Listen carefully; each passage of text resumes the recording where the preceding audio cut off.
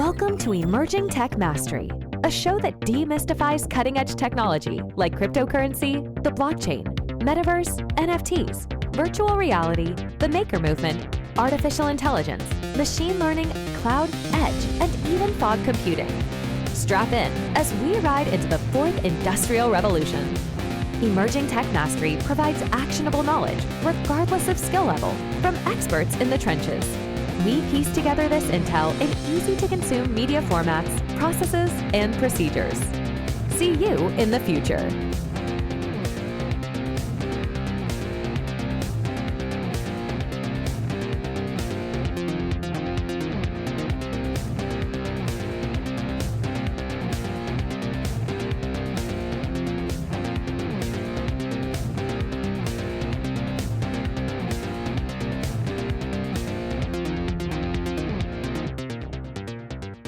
Hey everyone, thanks for joining us on another episode of Emerging Tech Mastery. I'm your host, Aaron Mungle. On this episode, I'm going to cover my top insights from the emerging tech field for 2023. So my first insight is technology innovation, like history, repeats itself. After SIGGRAPH 2023 this year, I realized how a lot of so-called emerging technology was being worked on in the 70s and even earlier. So it really hit me that there's a whole body of science and researchers and universities and all kinds of people that have been behind the scenes tinkering away on these big ideas. And if you look at some of the early papers presented at SIGGRAPH, they seem like they could read the same as if it was 2023. So that was a big one. And you kind of realize a lot of the same things are repeating, but just in new forms, higher quality, right? Like higher resolutions. And certainly the software has more powerful hardware behind it, so that allows newer things to happen like AI. The next thing is emerging media technology is a quietly growing giant. You have things like photogrammetry, 3D capture, and volumetric video that are rising stars in the photography and video space. Couple that with new production methodologies like virtual production, live action, moving background LED screens, and you have a whole new way of creating digital images, video, and just media production as a whole for things like TV, movies, and even sports. The next thing is every technology has its up and down trends and often happen at different times. So you have Gartner, who coined the hype cycle, which is a good rubric, and it sort of highlights the ups and downs and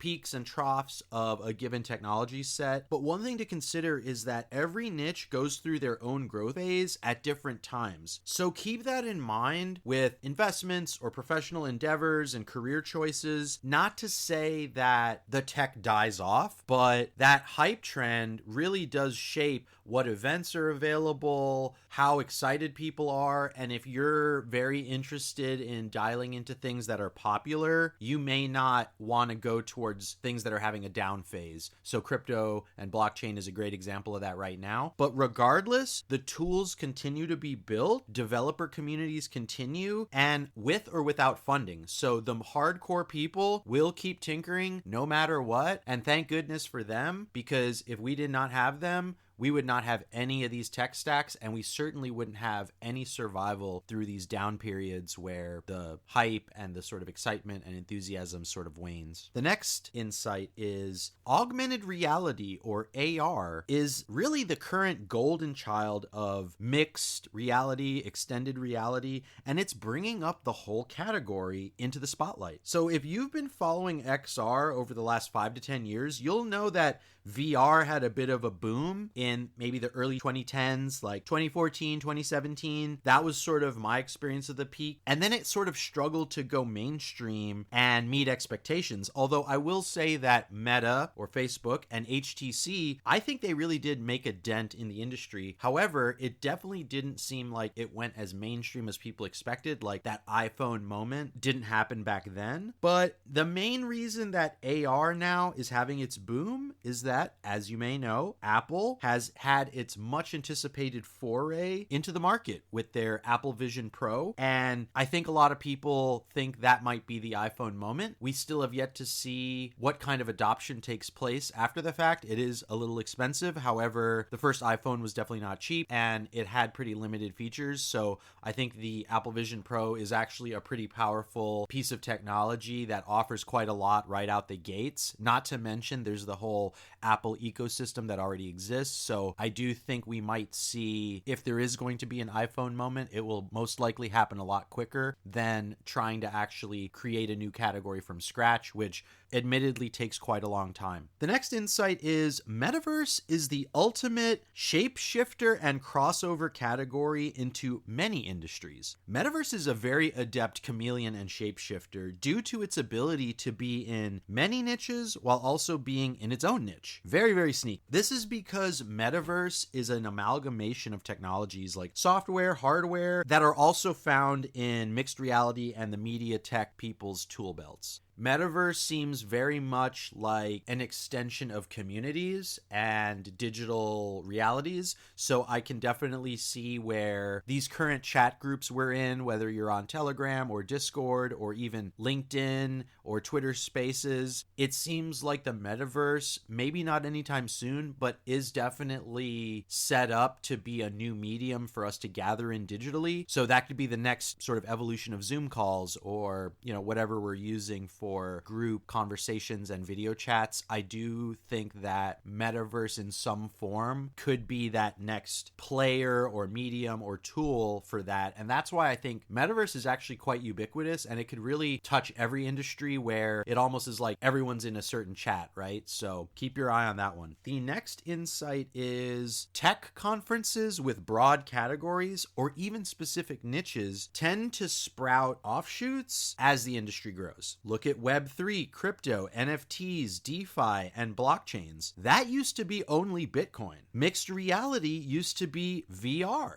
The maker movement used to be computer science. IT, cloud computing, used to be the World Wide Web or the internet. If you're at a category early where there's a small intimate group, I definitely would say savor that because it won't be that way for long. As the category grows, as the industry grows, you will find that those earlier events where you got to be close to people in a much more intimate setting will be a nice memory, possibly a one you want to go back to, because when things get a little louder and more saturated and noisy, you don't get as easy of a chance to get that FaceTime with people, and it's a lot more effort to find the right people. So if you go into that noisy industry a little later on in its growth curve, you might have a little trouble finding the right connections, if that makes sense. Whereas if you're there early, you're basically could talk to just about anyone, and they're pretty much going to probably be pretty key players in the space. So take note of that, pay attention to that, and I would really lean into the smaller niches and intimate groups. Okay, my next insight is artificial intelligence and machine learning are giving bionic arms to software. Now, with the rise of things like volumetric 3D rendering and NERF technology, along with stuff like generative AI, it's quite mind-boggling to consider how new realities that could never exist are being created and facilitated by this new tech. Now, critics have their valid arguments, us included, but it's clear that AI really allows users of almost any skill level to build robust digital realities, assets, and creations with no prior experience. And I really think that's a powerful concept. I think once you get past that anxiety and future shock and perhaps even fear and terror of what this is going to do to our world, I'd say if some cynicism and hate could be put aside for just a second and think about what you could use it for yourself, right? As you know, here at ETM, we are big into introducing technology to people regardless of skill level.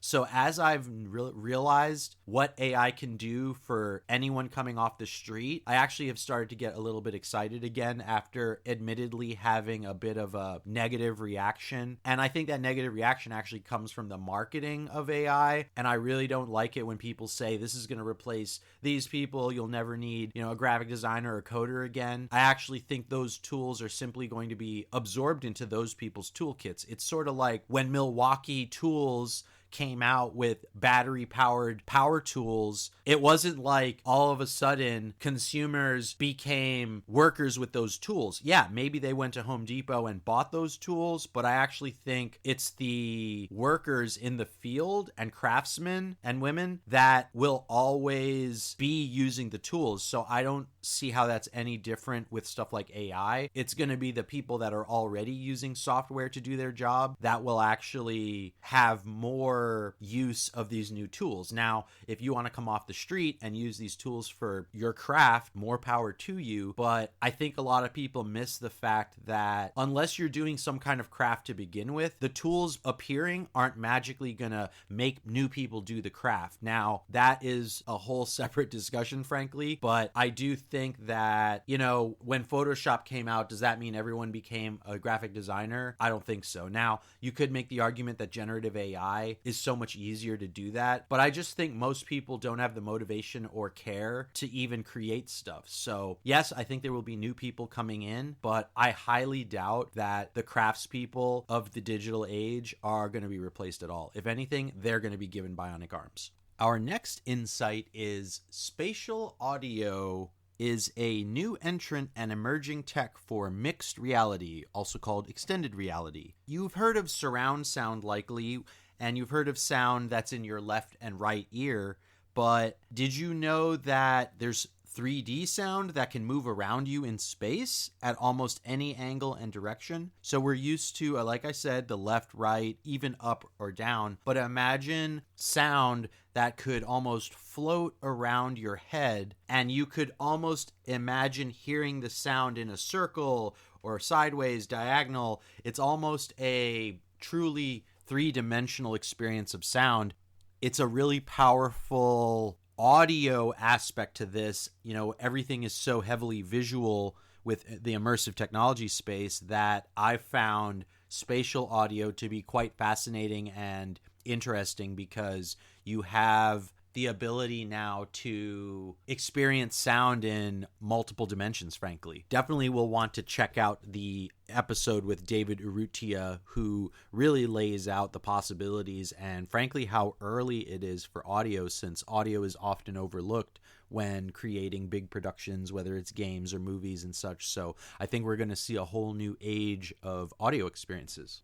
Okay, my last insight is that free and open source technology, also known as FOSS, F-O-S-S, are a secret weapon and engine behind most technology. You know, advanced and cutting edge does not have to mean expensive. Look at single board computers like the Raspberry Pi. That thing starts at $35. The Raspberry Pi Zero is even cheaper than that. And a lot of new software and tech does require dollars and subscriptions, but a lot doesn't. And frankly, free and open source has been a hidden secret engine behind a lot of the FANG companies. Facebook, Amazon, Netflix, Apple, Google. I'm even going to add NVIDIA, so we're going to have FAANNG, right? So I'm actually coining a new FANG term, or expanding FANG, to include more companies. Now, before you reach for your checkbook or credit card, consider that some free and open source options and solutions might be a better choice for you to start with. And there will likely be at least something for you, especially if you're in a more experimental phase. There's no reason to just pay for stuff before you know what happens, right? Like, I remember jumping into Adobe Cloud subscription, and then I didn't really use it because I wasn't really quite ready to dive into all those use of tools. And what I ended up doing was canceling it. And then I ended up finding a lot of free and open source tools to do what I needed to do, because I realized what I actually needed to do is pretty easy and simple. And then if you look at stuff like Canva or other programs like that, we're really getting into this drag and dropification of the world. Can I make that a word? Because I think that a lot of these more advanced tools are just that, advanced. Again, my comment earlier about craftspeople, you don't necessarily need to buy the most expensive, nice tools. You could just test the waters with free and open source tools. And I would even encourage you to see how far you can get with that, with actual concrete results of what you create, before you just pay for stuff, because I feel like it makes you feel like you did something, but you actually didn't. So just test the waters a bit, see what happens, and you might love open source as much as we do. And frankly, a lot of those paid tools and softwares were open source or were built on Linux. And so they were simply built and retooled and evolved into premium products, which